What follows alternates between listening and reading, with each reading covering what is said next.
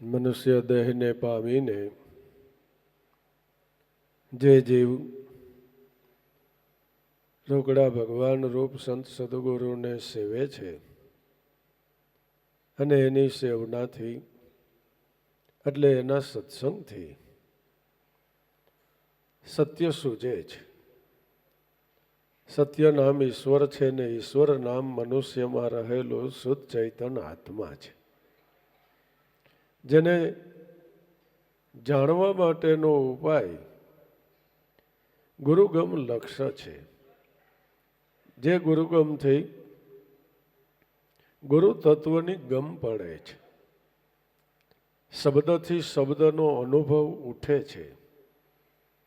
જેને જેને મનુષ્ય દેહ મળ્યો છે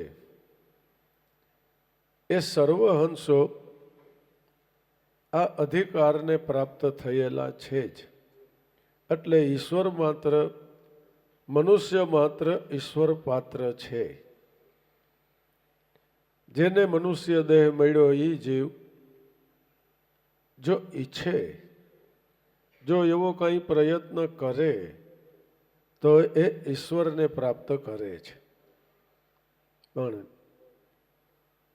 ઈશ્વર કે જે સ્વર શ્વાસ મધ્યે ઉઠી રહ્યો છે એ જ પોતે શુદ્ધ ચૈતન કહેવાય છે. અને એ ચૈતન છે એ આપણા શ્વાસને ધમીને આપણા દેહને ચેતનવંતો રાખે છે. ખરેખર ચૈતન એ પોતે નિરંતર ઉઠતો એક શબ્દ છે. આ હું બોલું ને તમે સાંભળો એ શબ્દમાંથી આ શબ્દ છૂટી રહ્યા છે. એ મૂળ શબ્દ કહેવાય છે કે જેની અંદરથી આ વેખરી વાણીના શબ્દો પ્રગટે છે. પછી કિંમત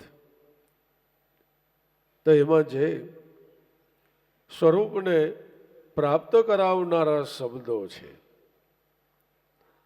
અને એ પણ એવા જ ભાવથી નાભીથી ઉઠ્યા અને એવા જ ભાવથી કોઈના મુખથી બોલાણા. એટલે એ શબ્દ આપણા હૃદય ઉપર અસર કરે છે અને આપણું મન ખરેખર ભક્તિ ભાવની અંદર તરબોળ બની શકે છે.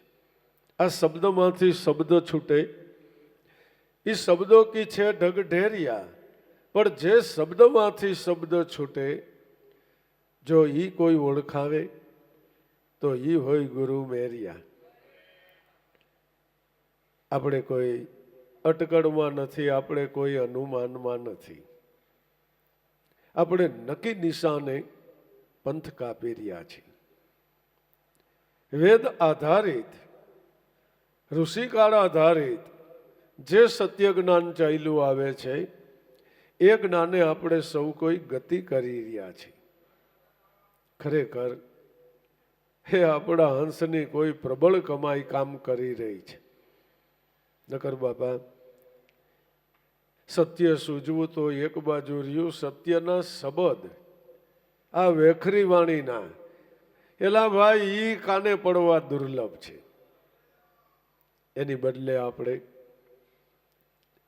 રાહિતને દી આ મોજ મસ્તી કરી રહ્યા છે, આનંદ માણી રહ્યા છે. એ આપણા બધા મોટા પુરુષોની મહાન કૃપા છે. દાદા ઉગારામ, પુંજારામ, હરજીવન રામ, લાભેશ્વરનાથ, દેવારામ, મમૈયા બાપા, જીવારામ, જોગી, વીરજી બાપા, મોટા મોટા પુરુષોની આ પ્રબળ કમાઈ કામ કરી રહી છે. એ પુરુષોએ એ સમયની અંદર પોતાના મનને માર્યું એટલે માથું મૂકીને માલ લીધો છે. અને એ માલ આપણને અટાણે ખોળામાં બેહારીને ખવડાવ્યો છે. બસ આપણે તો જે ભાણું પીરસાઈ ગયું છે એ ભાણે કોળીએ કોળીએ એટલે શ્વાસે શ્વાસે આ આનંદ કરી લેવાનો છે. સદગુરુદેવની જય.